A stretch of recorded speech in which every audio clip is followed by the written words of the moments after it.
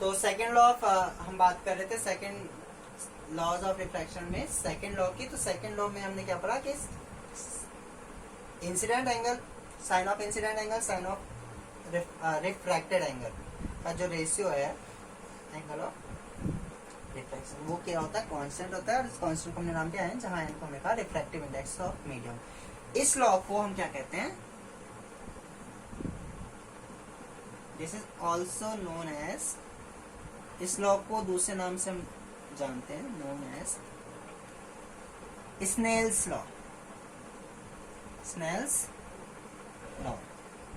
तो अगर by name अगर पूछा आपसे जाए कि Snell's law, what is Snell's law, तो लॉज ऑफ रिफ्रैक्शन का जो सेकंड लॉ है उसी को हम स्नेल्स लॉ कहते हैं, जिसमें क्या कहता है, sine I upon sine are is equal to constant. जहां कांस्टेंट की मैंने बात की थी एन, और एन को मैंने बोला था रिफ्रैक्टिव इंडेक्स। अब हम बात करते हैं रिफ्रैक्टिव इंडेक्स है, ठीक है। मैं रफ कर रहा हूं।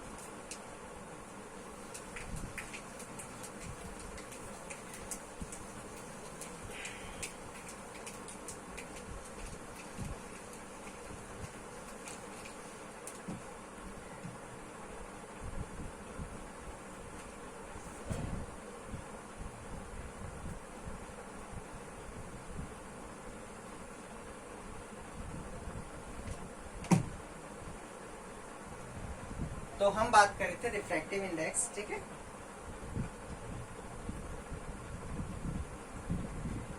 तो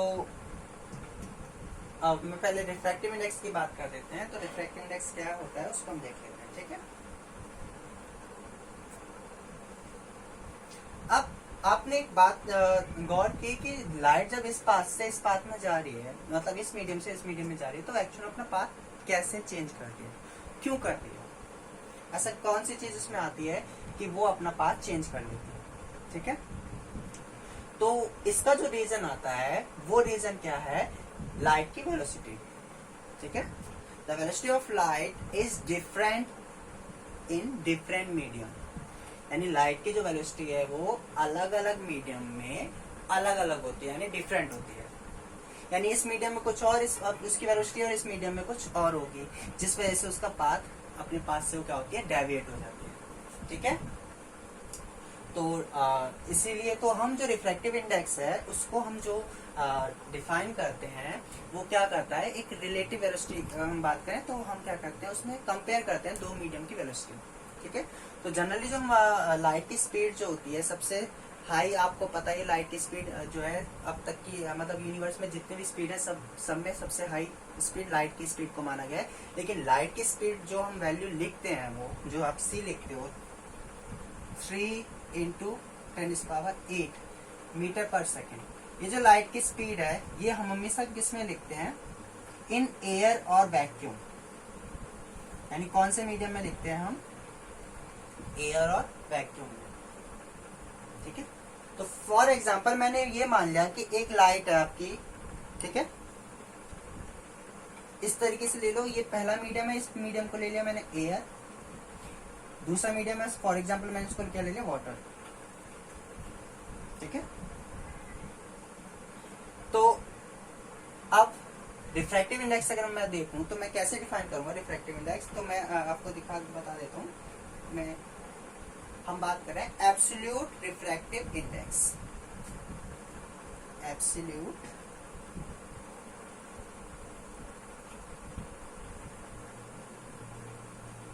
refractive index,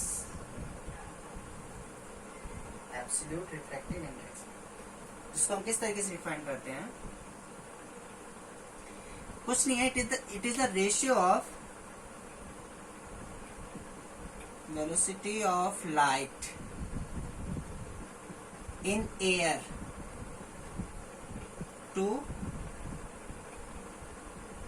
velocity of light in medium, ठीक है। जिस मीडियम में आप बात कर रहे हैं वो मीडियम कुछ भी हो सकता है, ग्लास हो सकता है, ठीक है। तो अगर मैंने मान लिया लाइट की स्पीड एयर में c है और इसमें v है, तो रिफ्रैक्टिव इंडेक्स को हम कैसे डिफाइन कर सकते हैं, c/v, इसकी कोई यूनिट नहीं होती रिफ्रैक्टिव इंडेक्स की, इट इज यूनिटलेस, क्योंकि ऊपर भी आपकी वेलोसिटी है, नीचे वेलोसिटी है, तो यूनिट क्या होगी आपकी, कैंसिल हो जाएंगी दोनों, इट इज यूनिटलेस। तो इसको हमने बोला है एब्सोल्यूट रिफ्रैक्टिव इंडेक्स, जो कि आपने कैसे डिफाइन किया है, it is define as the ratio of, simple C language में लिखेंगे, रेशियो क्या है, रेशियो है velocity of light in air to velocity of light in medium. ठीक है, कोई दिक्कत तो नहीं है। यानी ये दो मीडियम में ये क्या कर रहा है, रिलेट कर रहा है किसकी वेलोसिटी ऑफ लाइट को, किसमें, दो मीडियम में, अलग अलग मीडियम में। ठीक है, और आप यहां से क्या देख रहे हैं, एन जो है वो इनवर्सली प्रोपोर्शनल किसके है,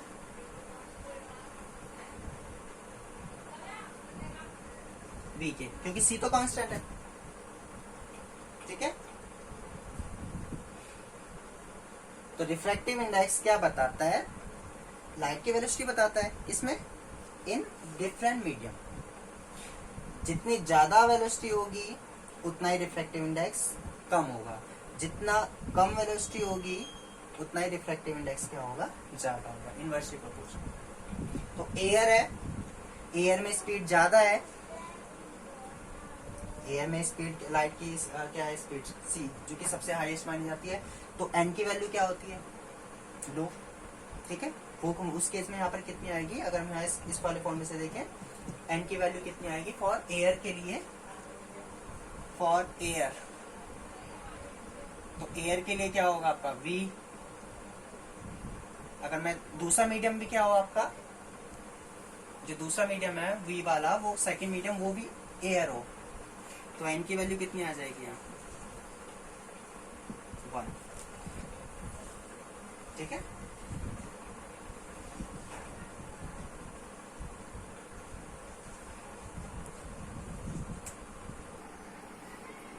तो हम बात करते हैं, तो रिफ्रैक्टिव इंडेक्स की सिंपल सी लैंग्वेज में कहें तो क्या बताता है refractive index, relative speed of propagation of light in different medium. Different medium में लाइट की जो वेलोसिटी है, ठीक है, रिलेटिव वेलोसिटी को बताता है। ठीक है, यानी कंपेयर करता है, एक तरीके से रिलेट करता है। तो अब हम आ जाते हैं जो हमने बात की थी लॉज ऑफ इसमें रिफ्रैक्शन में। तो अलग अलग मीडियम में, ये तो मैंने आपका एग्जांपल लिया था एयर ग्लास का, अभी हमने एयर ग्लास समझाने के लिए एयर वाटर का एग्जांपल लिया था, अभी हम सिंपली ले रहे हैं, यहाँ पर मीडियम अलग है, यहाँ पर मीडियम अलग है। फॉर एग्जांपल इस वाले मीडियम में जो लाइट है ये रे, उसकी स्पीड कितनी है, v1, इस वाले में कितनी है, v2। मैंने मान लिया इसमें रिफ्रैक्टिव इंडेक्स एन की वैल्यू कितनी है, n1, और इसमें कितनी है n2 रिफ्रैक्टिव इंडेक्स।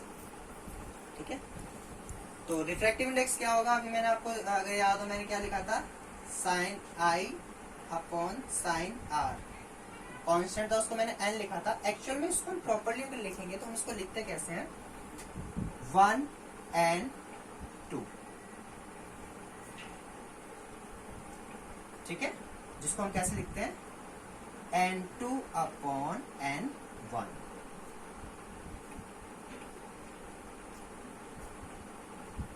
ठीक है, यानी लाइट कहां से जा रही है, 1 मीडियम से 2 में जा रही है, 1 में रिफ्रैक्टिव इंडेक्स एंड 2 में रिफ्रैक्टिव इंडेक्स, उसको हम रिलेट करें तो जिस मीडियम में आप जा रहे हैं तो कैसे लिखेंगे, n2 अपॉन n1।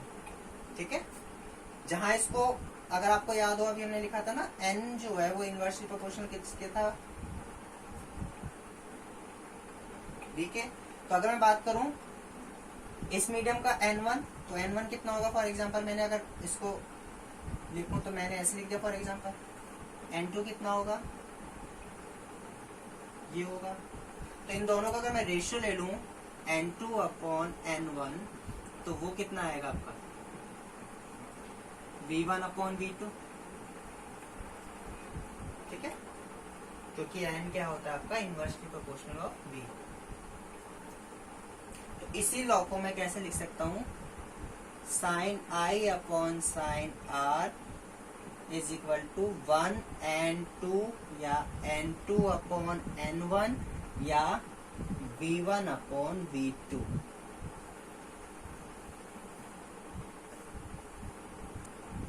ठीक है,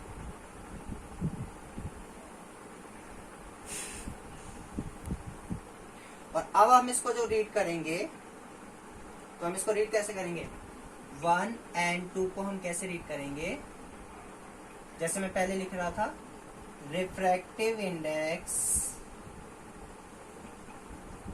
ऑफ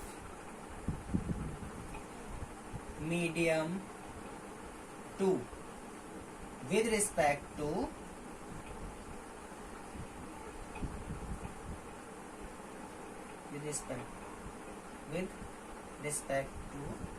मीडियम 1, ठीक है। तो यहाँ पर आपका लॉज ऑफ रिफ्लेक्शन की बात कर ली उन्होंने। अब एक और आपका एंगल होता है जिसको हम कहते हैं एंगल ऑफ डेविएशन, ठीक है।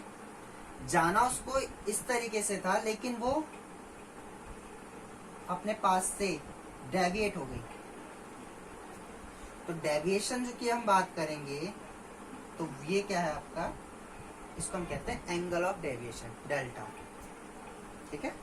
जहां डेल्टा को हम क्या कहेंगे, एंगल ऑफ डेविएशन, यानी कितना एंगल अपने पास से एक तरीके से हम कह सकते हैं भटक गई है, ठीक है। एंगल ऑफ डेविएशन निकालते कैसे हैं, मैं रफ कर रहा हूं सिंपल से,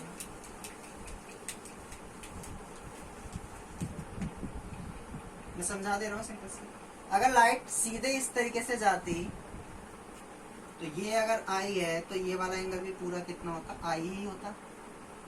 लेकिन लाइट अपने पास से डेविएट हो गई है यानी कि ये आर है, तो डेल्टा क्या होता है, डेल्टा कुछ नहीं है आई माइनस आर। इस केस में वो आर माइनस आई भी हो सकता है,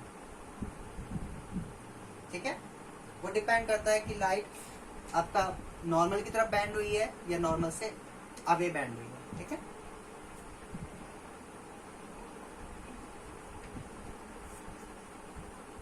तो इसको एंगल ऑफ डेविएशन कहते हैं। तो अब मैं आपको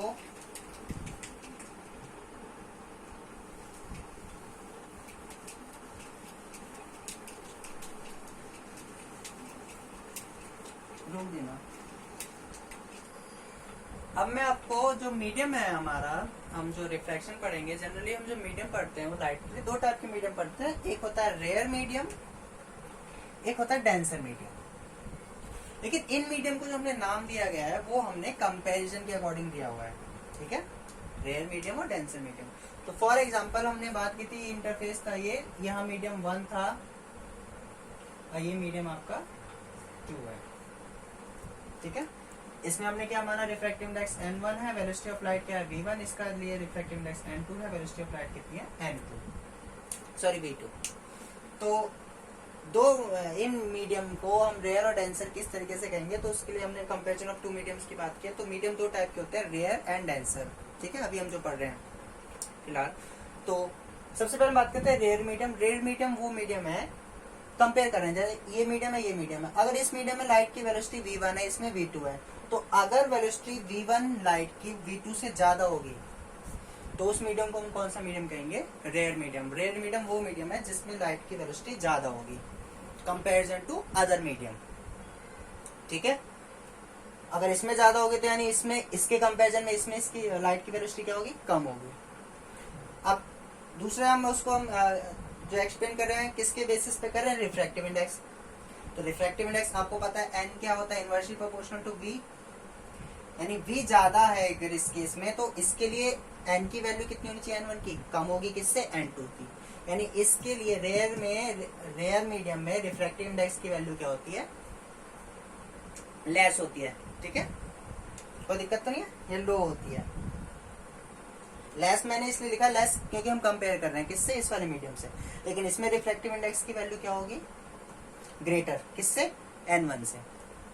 तो इसमें n1 लेस होगा n2 से, ठीक है, वही कंपैरिजन मैंने इधर भी लिखा हुआ है, यानी n2 क्या है, ग्रेटर है किससे, n1 से। तो रेयर और डेंसर मीडियम की अगर हम बात करें तो रेयर मीडियम, एक मीडियम के कंपैरिजन में दूसरे मीडियम को हम डेंसर मीडियम कब कहेंगे, ठीक है, जब डेंसर मीडियम में लाइट की स्पीड कम हो और रिफ्रैक्टिव इंडेक्स की वैल्यू ज्यादा हो। क्या डेंसर मीडियम के कंपैरिजन में दूसरे मीडियम को रेयर मीडियम कब कहेंगे? जब उस मीडियम में लाइट की स्पीड ज्यादा हो और रिफ्रैक्टिव इंडेक्स की वैल्यू कम हो। तो रेयर और डेंसर की हम बात करें तो अगर मैं फॉर एग्जांपल कंपेयर करूं, एयर और ग्लास को कंपेयर करूं, तो एयर कैसा है? रेयर मीडियम हो जाएगा और ग्लास कैसा है? डेंसर मीडियम हो जाएगा। कोई दिक्कत तो नहीं है? लेकिन अगर मैं एयर की जगह यहां लिख दूं वाटर, तो वाटर और ग्लास के कंपैरिजन में अगर हम देखें तो वाटर को हम क्या कहेंगे? रेयर मीडियम, और ग्लास को हम क्या कहेंगे? Denser medium. ठीक है, कोई दिक्कत तो नहीं है? डेंसर मीडियम में जनरली हम जो है जो डिफाइन कर देते हैं, हम ये कह देते हैं कि रिफ्रैक्टिव इंडेक्स डेंसर यानी डेंसिटी, यानी मॉलिक्यूल्स की डेंसिटी ज्यादा है। ठीक है, उस मीडियम को आप कह देंगे डेंसर, लेकिन ऐसा जरूरी नहीं है। ठीक है, अब जरूरी नहीं है कि आपका अगर डेंसिटी आपका डेंसर मीडियम है तो उसकी डेंसिटी भी क्या हो? ज्यादा हो। उसके लिए आप एग्जांपल ले सकते हैं आपका केरोसिन का। केरोसिन ऑयल जो होता है उसकी डेंसिटी वाटर के कंपैरिजन में क्या होती है? कम होती है। डेंसिटी मतलब number of molecules in per unit volume. ठीक है, लेकिन केरोसिन के कंपैरिजन में वाटर को हमने डेंसर माना हुआ है। ठीक है, कोई दिक्कत तो नहीं है?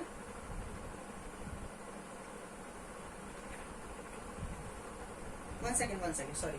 केरोसिन की जो डेंसिटी होती है वो वाटर के कंपैरिजन में कम होती है, लेकिन केरोसिन को जो है हम जो है वाटर के कंपैरिजन में डेंसर मीडियम मानते हैं। हालांकि केरोसिन की डेंसिटी क्या है? कम है, लेकिन ऑप्टिकली देखें हम, यानी लाइट के लिए देखें तो लाइट के लिए हमने केरोसिन को वाटर के कंपैरिजन में क्या माना हुआ है? केरोसिन को डेंसर और वाटर को क्या माना हुआ है? रेयर। जबकि वाटर की डेंसिटी केरोसिन से ज्यादा होती है। केरोसिन मतलब मिट्टी का तेल। ठीक है,